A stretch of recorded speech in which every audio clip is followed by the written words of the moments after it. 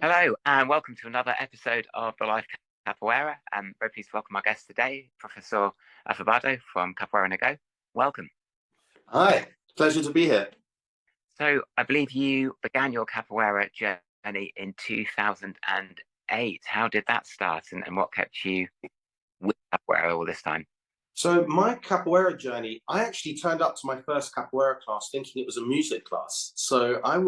I read a book, I think many people will have read this from Brazilian author The Alchemist, Paulo Coelho, very famous book. And I loved the book, and I read another one called The Witch of Portobello, which is another one of his books. He's a Brazilian author. And in that, he talks about this Afro-Brazilian drumming and how she would get herself into a trance and all of this kind of thing.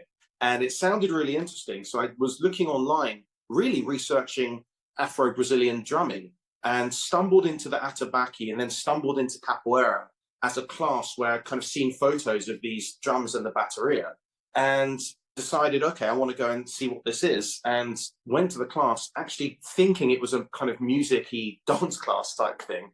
And that was my discovery of Capoeira. And it just it hooked me straight away, because up until that point I'd had a few hobbies that weirdly all were not very connected, but led me into capoeira. So when I was, I grew up in London. When I was kind of 14, 15, like everyone does, you have a bit of rough and tumble. I wanted to learn some self-defense. So I'd ended up doing some self-defense training with a kind of judo instructor, and he taught me bits of that. I also became really interested in dance music, particularly kind of drum and bass and garage, and that was around at the time, and I love feeling the beat. And then finally, I got into playing cards. And the funny thing about cards, particularly poker, is it's played in a circle. And back then, before it was now it's kind of mathematical and sophisticated, but back then it was all about convincing the other person your intentions are not really your intentions. I've got good cards, but I've got bad cards, and this kind of thing. And weirdly, I just went to capoeira, and it was like all of my dreams have come through in one place. I'm like, wow, I can train martial arts and learn to defend myself in an environment that's sort of like a kind of rave dance music environment. And it has this trickery about it and slight deception and look the other way that isn't just pure kind of boxing force versus force. And wasn't then and still not the strongest, toughest guy. So a martial art that had that trickiness and ability to use our minds really appealed for me. So it was like I don't know, it just clicked. And that's how I got the name Afobado, which means sort of flustered or overexcited, because I was so happy to be there every time. That that's how it started. Fantastic. Yeah. And you've recently graduated to Professor in Goiânia, Yeah. Capoeira Goes. How did that event go? You got any sort of reflections and sort of take-home lessons learned from it? Yeah, I think that, so this is a conversation I often have with my master, and how I believe this, that for the start of capoeira, when you begin your training, you stay within your school, your format, your philosophy, because you don't become confused.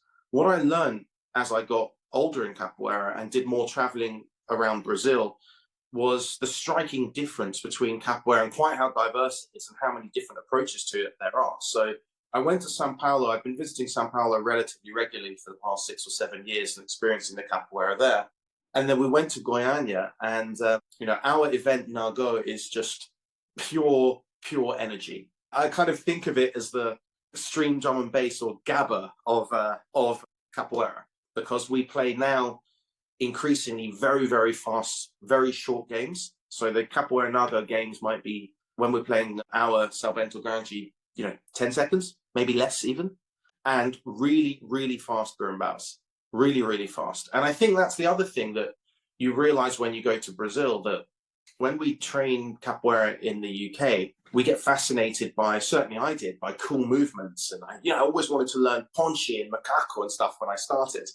And, I know your master, Mestre Primo, has been a big inspiration to me along the way as well. They always they say it, don't they? They say, guys, this is all great, but really it's have a strong jinga, have your melhor compasso, keep your hands in the right place. This is the fundamental that actually you should be spending 90% of your time training.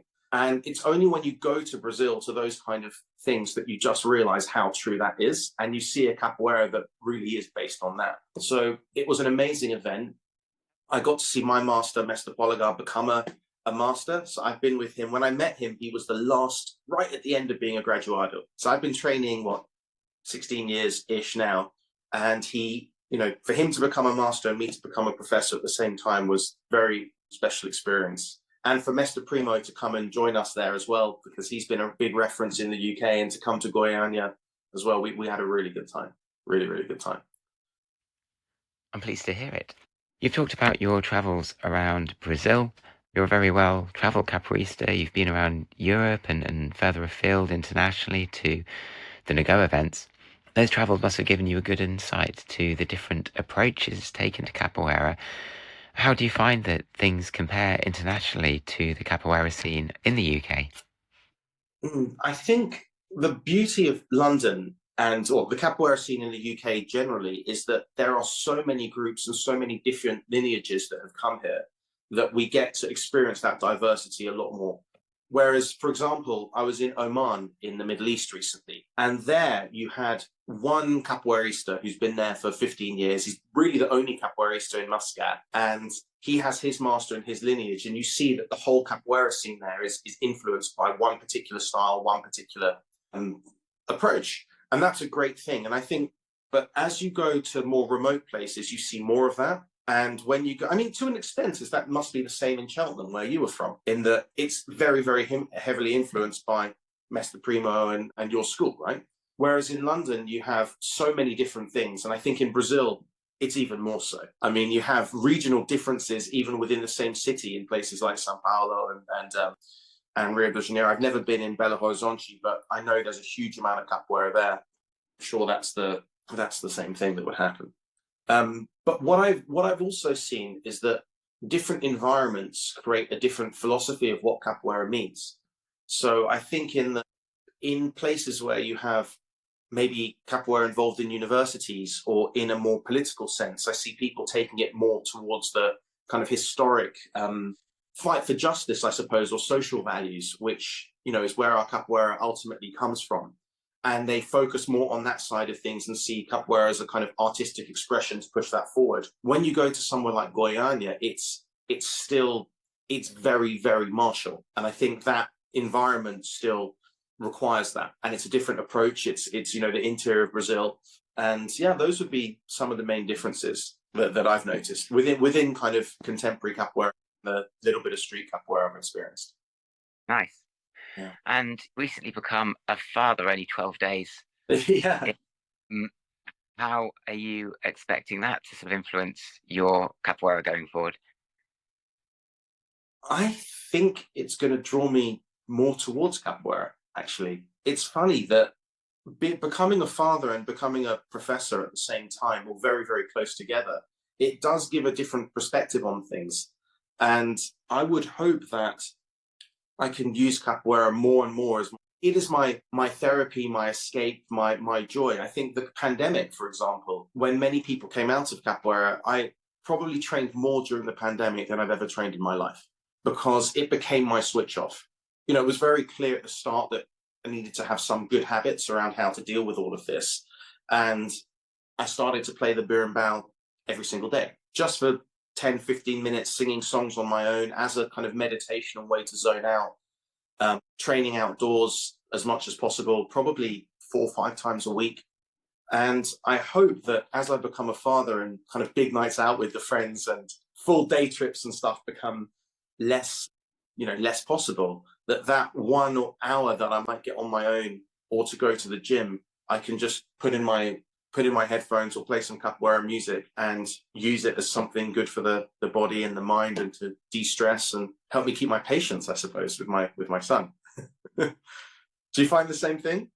Yeah, so when my first daughter came along, I was running a capoeira group in Chichester, and that was basically my main training that I could get, and the ability to sort of get away for events kind of sort of lessened. And obviously the pandemic hit, but I'd already put the group on hiatus when my second daughter came along, because it wasn't actually possible to sort of manage running a group and also being a father to a newborn and a 2-year-old. So then with the pandemic, I got an issue with my hip. So now back into training. And I'm hopeful that I can get a group running again each day as it comes. And I think with capoeira, both my daughters have sort of come towards it, which is nice in that, when you're just sort of goofing around and playing around, you'll pull out an awu or something, and Yeah. it will then sort of get entranced by that, and they enjoy sort of the birimbau. And sometimes my youngest daughter would come to class sometimes my wife just sort of needed a break, and then it's a case of either not running the class or just bringing Juno along, and she loved that when she came to those classes as well. So she's always sort of been around capoeira, and they've both really taken to it, which is nice. And yeah, it certainly changes your perspective on things, sort of Yeah. fatherhood, in a way that it's hard to describe. And I think I can understand now better when people say you don't understand something because you're not a parent or maybe something else, how actually that kind of lived experience does make a difference to how you see and approach things. Yeah, yeah, absolutely. Absolutely. I think the other thing and you don't know what route your kids might take in capoeira. And one of the things that was interesting to me as I've explored, particularly within within Brazil, and as you get older in capoeira, I think when I became a graduado, I was trying to do everything, and I was trying to be everything and beating myself up a little bit. And I remember talking to my master and him saying, becoming a graduado gives you the base level of everything you need. But now stop trying to copy everyone else and try and be everything, and start to develop your own personality within it and kind of find yourself. And that, I think, is the journey between being a graduado and ultimately becoming a professor and carrying on. And that's the amazing thing to see. So you see in now some harders where some of the most amazing singers and berimbau players, these are the guys you want to hear. They set the harder and energy in a way you can't imagine. They don't actually play that much, and people go down that route. There's people who become very specialist in the ritualization and the history, and write books and music, and to me that's the beauty of capoeira. And interestingly, you asked about Goiânia before. Our master of our whole group, Mr. Pecanese, who founded Capoeira Now Go, he now lives in Miami with another master in our group, Mestre Andre, who originally kind of led our group in the US. And Mestre Andre is a former UFC fighter, fought with John Jones, and was part of a big MMA league in the US with Renzo Gracie, and was very successful. And within Miami now, you have a lot of MMA gyms. And what we've seen is more integration of capoeira and kind of wider martial arts applications of it was a big feature of our event this time, which was something I hadn't seen before, actually. We even had Cesar Mutanchi came and gave a workshop at our event, and he's an MMA fighter with a background in capoeira. So that was quite neat to see, and more of the high levels in our group are learning jiu-jitsu. We've got people coming in who are already high-level martial artists in other martial arts. It's cool to see. It's a different route. It doesn't exist as much in London, that mentality, but it's definitely becoming a feature of the group and a big feature in the US. I think that's one of the things is so broad. And certainly when I run a group, I'll be open with the students, say, I'm teaching capoeira here, but this isn't a self-defense system as such. It's it's not specific self-defense. It may help you a bit because just improving your physicality and your fitness helps. You carry yourself a bit differently. I suppose you look maybe less like somebody that somebody would want to pick on.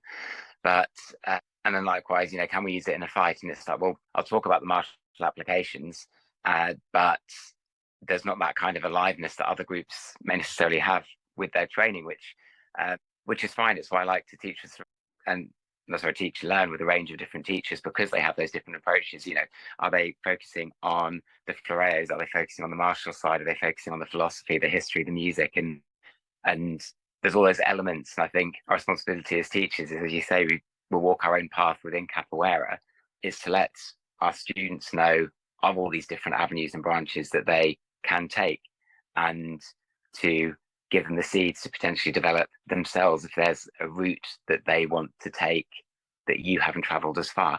That makes sense. It makes perfect sense. In fact, Professor Guerrero is actually now Contramaster Guerrero in our group, hasn't taken his belt just yet, but he said to me that capoeira is a survival mechanism, and that when you think of it as a survival mechanism, that has different applications in lots of different environments.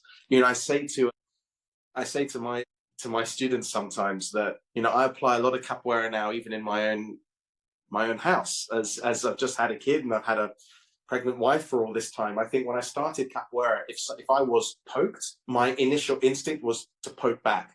Someone gave me a finta de rasteira or got my ankle or something. I can't wait to come back and try the arrastão or martello. That was my mentality. And as you get more kind of experienced, you realize that that's never going to work. It definitely won't work against a high level who's expecting it. And actually, sometimes when someone pokes you or challenges you, the correct answer is big smile, something that looks like a floreo but has its defense within it. Bring the motion down, pick your timing, malandrage in a different way. And I think that's applicable in so many scenarios in life. To me, that's a great patience that I'm trying to learn is to not bite on things. That can be with your boss at work. It can be in any kind of other environment. And I think that's something that's pretty amazing in Brazilian culture, that I've noticed capoeiristas, a lot of capoeiristas, when you can see they get into these tricky situations, their immediate reaction is smile, start telling jokes, start trying to diffuse it. It doesn't mean they're not looking to counter at some point, but it doesn't have that very kind of boxing mentality of, right, okay, you've poked me, here we go. And I think that's something really special about capoeira that can be applied in life. Funny you should say that. So I'm a science teacher by day, and I was helping out a geography field trip. And so we're in town centre. There was this drunk guy who came up, and he was wanting to take some of the worksheets from some of the students. And so we're just assembling all in the town centre. And so I just basically said no. And he was clearly drunk. He was aggressive, and essentially it was all about sort of diffusing it and not rising. Was, I think, trying to make. He also looked like he'd been beaten up fairly recently. Had a black eye, looked like it might have been broken. So it looked like obviously he has been in fights. You're obviously very aware of that. I was very aware of the fact that he was carrying a bottle, so he's armed effectively. But there wasn't any violence. It was just about just staying calm and chilled and just saying, well, actually, no, these are the students' worksheets. And essentially, I didn't rise to that bait. And I can remember then the students saying, oh, I thought you were going to do your capoeira there. And I was just like, well, why? It doesn't need to get violent. And it's... I think you just did with capoeira. I'm thinking about those things. And what I then did is, having resolved the immediate issue of this drunk man, I then directed, because we just assembled a sort of muster point, just a landmark. I just said, we're going to go and wait over there on the other side of the street. And then just kept my, even and was up cycling off on his bike. And it's that confidence that I think that you can sort of get. And so now I might even tell in class, but I think if you're wanting to train for self-defense, then you need more than just the martial arts. You need to be thinking about, what's the law in the country that you are in terms of using violence. Also, if you're getting to violence and things have gone wrong, like 90% plus, I think should be about that situational awareness, that sort of victim blame or anything like that. But just absolutely. And then sorry, on the point come through. I think that's one of the other amazing things of capoeira when you compare it. My brother is a jiu-jitsu black belt, and that has a very codified set of rules. It's broadly the same. The style's different, but the rules are the same everywhere you go. It's a tournament. It's that kind of thing. I think as a capoeirista, you are taught. I mean, I was certainly taught this almost kind of right at the beginning of my training. Was master. Every school is going to have a different system, a different way of setting things up, different responses to different things. And you need to go in there and first have a very broad assessment of the situation, understand what's going on. Don't just dive in before you understand the circumstances. And some things that might look one way are actually different. I had this interesting conversation with someone the other day. I was in the US this is a few years ago, in a school where, in our school, if someone does say an armada and you show a strong martello, but you obviously miss their head and they skive underneath it, that is part of the game. That is our training. But if you were to even gently show a galopanchi, that could be a little bit interpreted in a different way. Now, in the US, at this particular school, showing the martello the way I did, that was normal to my training, actually escalated the situation in a way that I wasn't expecting, because over there, they don't use that. And I remember the teacher saying to me afterwards, he's a contourmaster there, saying, in our school, we only use martello really to get someone. So you either hit them with it as it's an aggressive movement that we use, but we don't use martellos in nice games when we're throwing round kicks. Now, these are the kind of things that then you come home, someone hits you back, and especially when you're younger, what did I do? How did I offend someone? And you have to have that sense. And I think capoeira, both in a listening, because you have to listen to what the batter is saying, what the songs are telling you to do, the rhythm, and the spatial awareness that it gives you just from the nature of how fast and dynamic it is, means that you go into every situation with a starting point of, let me just soak up how things work here. Let me not necessarily impose my model on this. And we have to have that diversity within our game and different modes for different places. Right? I think that's a lesson in life, right?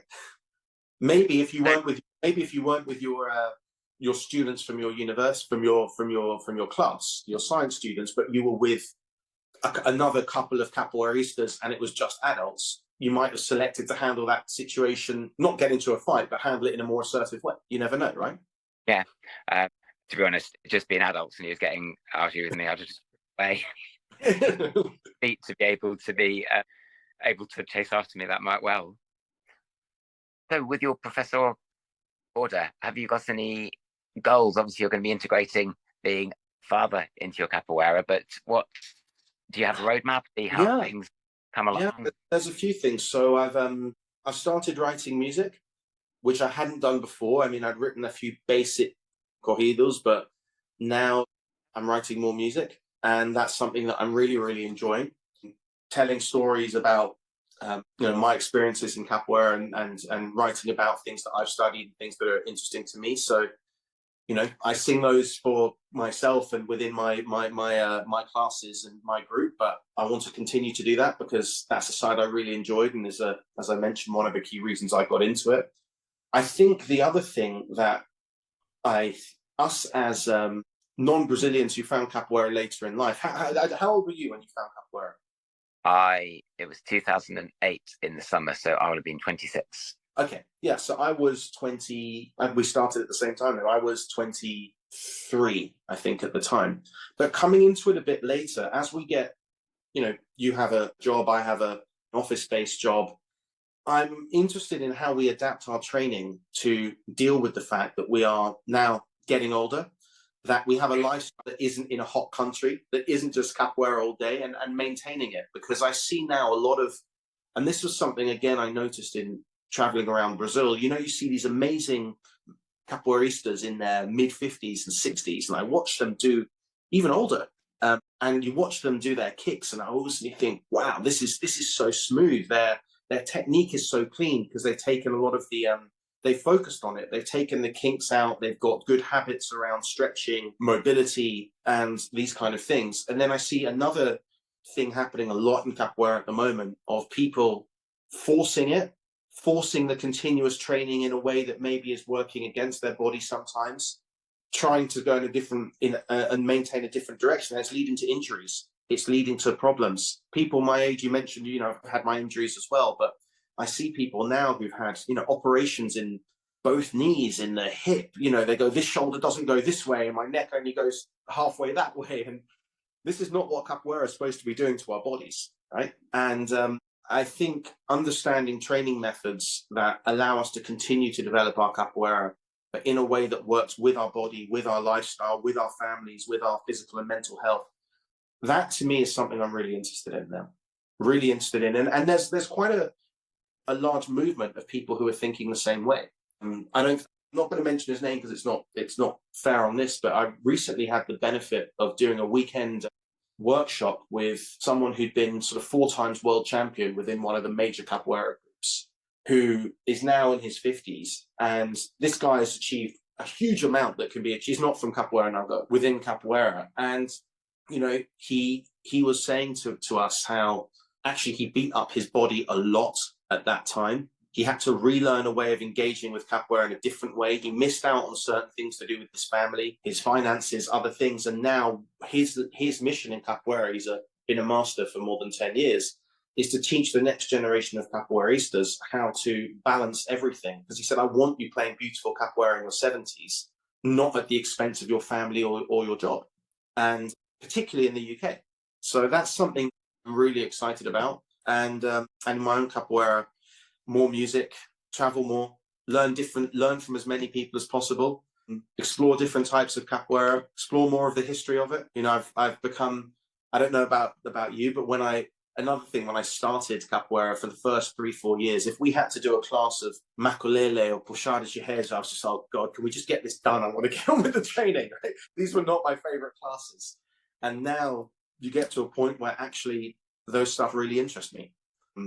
So that's the thing, and keep expanding the classes, keep presenting different options. I think in London, particularly in London, I know you're in Chichester, but in London, you know, on a Saturday morning, you have 10, 12 different places you can go and train capoeira. And we have amazing teachers in all kind of different areas of it with different focuses. So I've kind of found my lane, and I want to continue to develop that.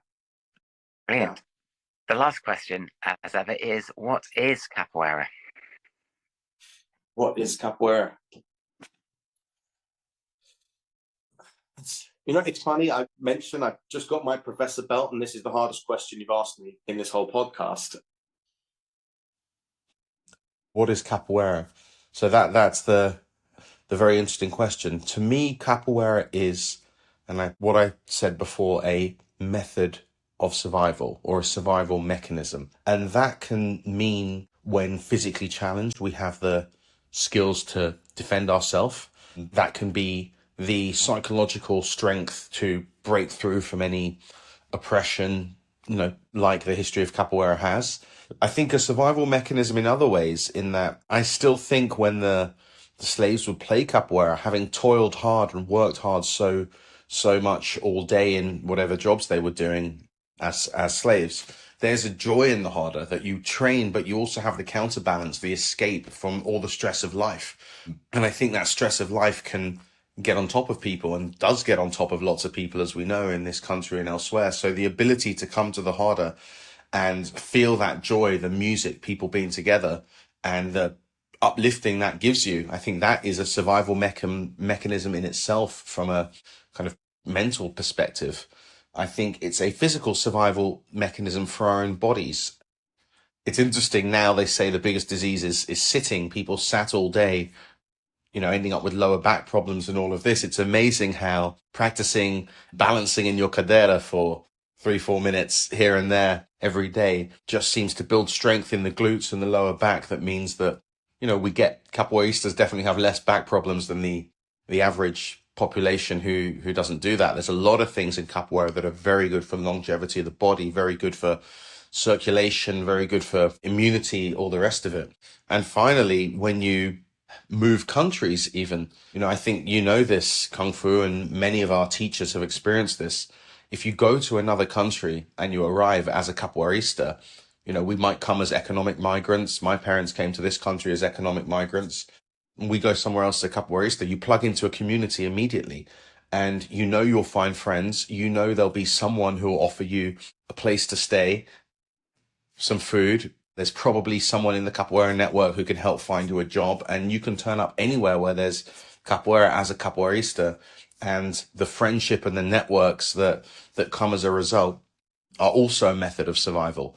So this is why I think capoeira is so special. This is why I love it so much, because that spirit we have of capoeira, that things we learn from capoeira that we apply in all parts of our life, and the opportunities capoeira gives us is the ultimate opportunity for survival in any circumstances. And I think that's what makes capoeira so special. So you asked me the question, it's a long answer, I know. What is capoeira? But to me, capoeira is a method for survival, whatever you might face in life. Thank you. So just before we wrap up, are there any closing thoughts or comments you'd like to share with the listeners? No, just anyone who, I think when you go to capoeira, it can be intimidating to start with. I didn't enjoy the harders for quite a long time when I started training. Months, I would say, before months, maybe even a year or two before I would say I enjoyed the harder more than this was like a stressful thing that I had to do at the end of class to try and show off or try and practice what we've been learning. But push through. Don't let anyone say that because you're not Brazilian, because you're a certain body type, because you're not fast or you're too big or too small, that you can't be something in capoeira. My master has always said, capoeira is for who trains, capoeira is for who loves it, and believe in yourself. People, there's people will push you, people might bully you, take the mickey out of you. That's part of how capoeira works, especially at the start when they send you in the wrong direction and then you find your bum on the floor. But don't be disheartened. This is part of the process, and where it will take you in life is something that is very, very special. So keep it up. And final thing, enjoy capoeira. Enjoy it. So many people I know, or we see now, I see come to capoeira stressed. They try a movement and they fail in that movement and they swear at themselves. What am I doing? No, enjoy it. Smile. It didn't work that time. Do it again. Enjoy your training, because that's what's going to keep you coming back, and that's what's going to give you the ashe that's going to make your capoeira special in the long term. That would be my final thing. Thank you. So just a little personal thing from me. As you might have heard last episode, I've got an event on at the end of January to celebrate my birthday. It's in memory of my mum. All money after costs is going to be going to Blood Cancer UK, and you can take part wherever you are in the world as long as you've got internet access. The event will start with a lesson from Mestre Primo streamed live from Belo Horizonte. If you're in Chichester, we'll project that on the wall. Otherwise, you can buy tickets to get access to that streamed lesson. And following that, we will then have a workshop with Mestre Fantasma, and then the day will conclude with a Hodder, and that's going to include a Batizado for my daughters. So it'd be lovely if you can make it. The details are below in the description. And as ever, you can always reach us through the lifecapoeira@gmail.com, and we are on Facebook and Instagram. And I'd just like to say thank you very much for listening, and I hope you have a good Christmas or whatever else it is that you celebrate around this time of the year, whatever your faith or none. I hope you have a lovely restful time. Thank you very much. Thank you. Until next. Ciao. Ciao.